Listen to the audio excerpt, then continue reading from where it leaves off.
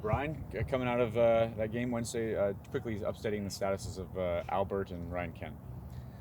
So we have the results of Ryan Kent's injury back, and that's not a good one.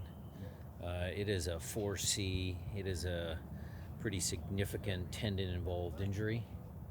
I'll give you even more specifics as far as timelines and all that, probably next week sometime. And then Albert, we're still waiting on the final reading of the MRIs from our experts back in England, but he is not available for the near future. But near future is, kind of a gray area. Is it a 2-week or is it a 3-week? Albert's been pretty durable throughout his time here, so we're keeping our fingers crossed. And again, when we get that information, we'll certainly share it with you. As it goes to replacing Albert in the short term, what goes into that decision in terms of how you weigh how to fill the spot?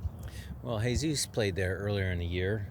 Danny Leva played some good minutes in this Leagues Cup, and we've got a busy schedule, so it might be some version of those two. It might be young Snyder getting an opportunity. I mean, we just don't know. But,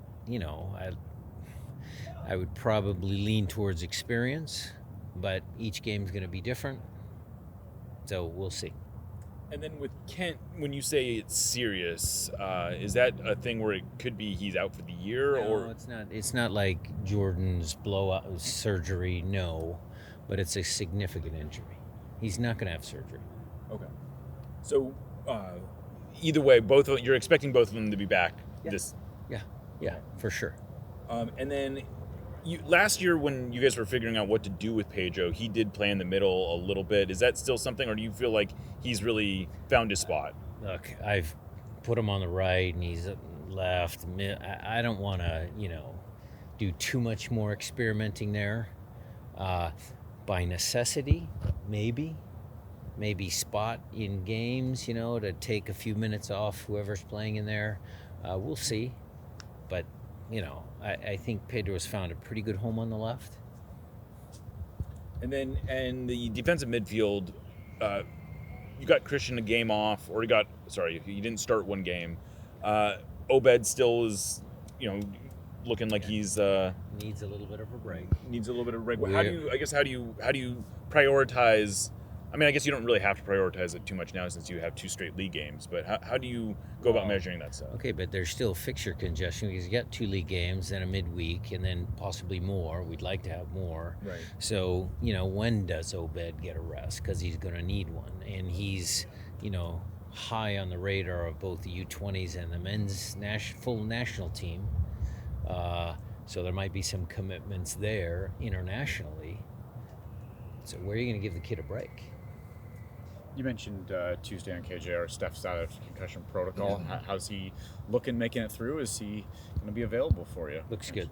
Looks really good in training. Had a really good day of training today. So that's a good positive sign. If this is back in time, how do you look at Andrew Thomas's games that he's filled in, Good. both that and Leagues Cup too? Good. I mean, Andrew has shown that he can be a starter in this league. So the best compliment I can give Andrew is, when is it Steph's time to retire or not retire? How does he go out? How does life kind of, ebb and flow? And, Andrew has made it a true competition. I don't know when I'm going to make a final decision on those two, but it's certainly a conversation now. And so is Steph, though, fully available for selection at this point? He is available for selection. I had a good conversation with him this morning, and he's ready to go. I think it's 9 straight unbeaten since the Club World Cup. You talked about how the squad had raised the standard. Are there tangible differences that you're seeing on the pitch since Club World Cup that has resulted in this amazing run of form? I think there's tangible results throughout the organization because we challenged everybody. I think everybody understood the nature of the opportunity that we had with the Club World Cup to compete against 3 of the best teams in the world. And so from training staff, from medical staff, from the equipment guys to the coaching staff demanding more because we knew we had to, because we were playing against, teams up here. What did the players feel? The players felt that. The players felt that little bit of extra preparation. They themselves, understood the significance of their opportunity to showcase themselves against some of the best players in the world. And you get sort of this, wave of, just every detail, every little thing. You give them confidence when they didn't get blown out by PSG. And, that confidence started to kick in. So I think this has just been a perfect storm.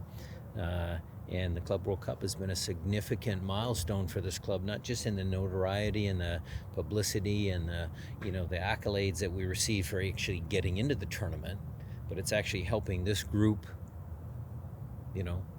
perform better. You mentioned confidence. How much, offensively specifically since the Club World Cup, has been the biggest difference? I feel Well, we scored one goal? No, two. One. Two. Alberts and Christian, that's right. Our goal scoring has been very good as of late, and not just the goals, the quality of the goals, but some of our attacking movements as well have been really, really good.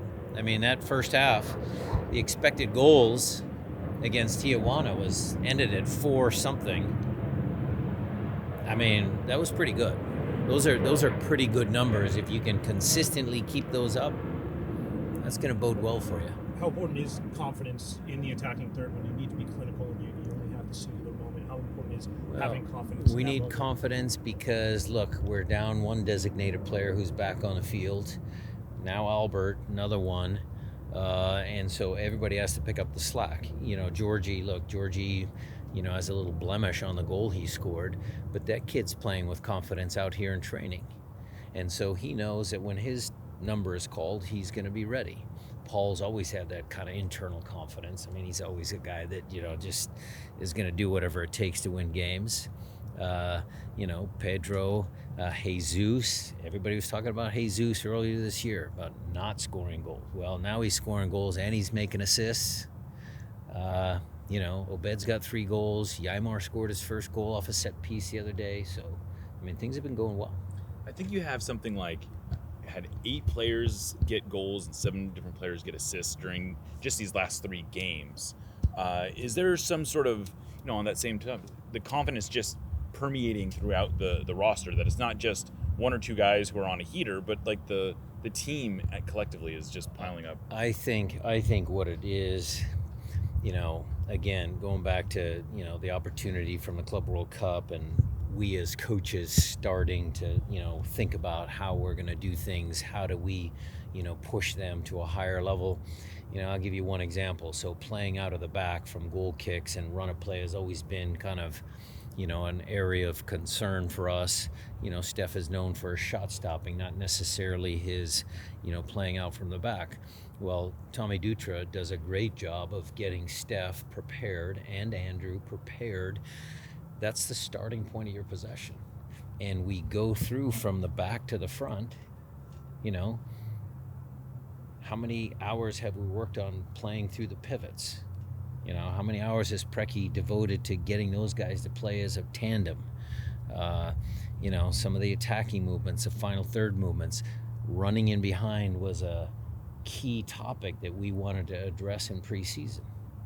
So, for us, some of those things are now finally coming as, second nature to those guys. They've heard it so often that they're just doing it. We've seen a lot of bright spots from Osaze. Where can you see him continue to grow and round out his game? Well, he's rough around the edges, but I kind of like that. He's a handful. I wouldn't have liked to play against him. He needs to just have some seasoning. He needs some experience. Can we use him in 1 or 2 or 3 build-up opportunities? Can he be a little cleaner there? Can he make sure that his gift is going to be his movement inside the box? Because he's a beast in there.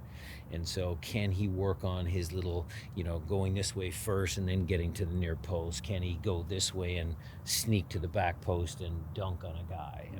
Some of those little nuances of being a really good center forward, he certainly has, room to improve, but he's got a good couple of games. Just also curious, how closely did you watch the Leagues Cup games yesterday as it relates to? I turned off the LA game after 10 minutes. But look, I paid attention to New York. Thank you. That was the biggest one. Yep. So thanks to them. But this is a hard competition. 4 out of 18. And so games went both ways. I think there was pride, personal pride, whether it was a starting group or reserves or whatever. Their starting pride. It's a good competition in that sense. It pits teams from different styles, different geographic. It's just good. I like it. Is taking like a week off from the tournament and getting back to it in a couple weeks, That's a challenge. Yeah. That's a challenge. Yeah. That's a challenge. One other injury question, JP. Do you have a good timeline on how long he might be? Not a good timeline. He's been jogging on the Alter G, the machine to take some of the weight off, but he's still a ways out. And then I guess how that relates to the transfer window closes in a couple weeks. You have this interesting mix of a bunch of players stepping up, but you also have all these injuries that have sort of unclear timelines. I mean, from your perspective, where do you how do you say this is what we want, or what do you say you want? Well, again, for me, and I'll let Craig answer that when he's back. The thing for me is that I wouldn't want to make a rushed decision, because I think those are bad decisions. I mean, look at the 5-year plan, look at the 3-year plan, look at the 1-year plan, and then look at the 6-month plan if we're really, really desperate. I think it goes in that order. But Craig's the expert. He's done a good job of creating a very deep roster, and we're going to need and use a lot of players this year. I mean, I guess so. Just to follow up on that, do you not feel a imminent need of saying, like, I need this guy tomorrow type situation? Like Thomas Muller or Son or something exactly. like that. You see all those kind of additions, No. exactly. No, I don't see that. You mentioned you turned off the Galaxy game after 10 minutes. But overall thoughts on their team as they, you face them. Dangerous team because they're starting to play better. Their new center forward's good. Greg's a good coach. He's figuring it out. I knew he was going to figure it out at some point. But this, Leagues Cup run has made them better. Is there any sort of revenge factor with the Western Conference Final loss last season? No, we probably won't bring it up. Maybe pre-game, maybe. But for us, it's, we're about ourselves first, and not so sure that the revenge factor from last. We played them pretty straight up. I mean, it was one mistake, and their guy made a play. Thank you. Thanks, everybody. Thanks, Brian. Appreciate it.